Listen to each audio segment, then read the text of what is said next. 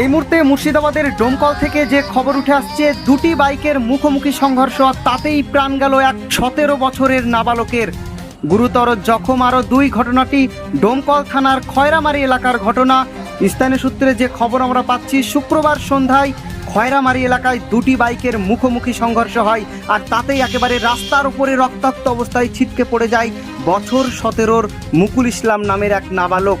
স্থানীয় বাসিন্দারা উদ্ধার করে ডোমকল মহকুমা হাসপাতালে নিয়ে গেলে মুকুলকে মৃত বলে ঘোষণা করে। গুরুতর জখম আরও দুই, তাদের তড়িঘড়ি উদ্ধার করে মুর্শিদাবাদ মেডিকেল কলেজ হাসপাতালে পাঠানো হয়েছে। ঘটনায় রীতিমতো চাঞ্চল্য ছড়িয়ে পড়েছে গোটা এলাকায়।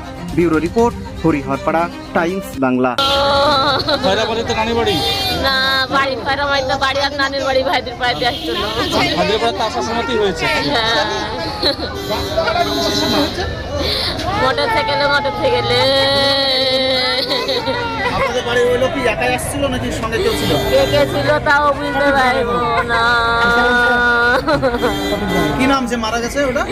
রাশিকুর বুয়ার 16 না 17।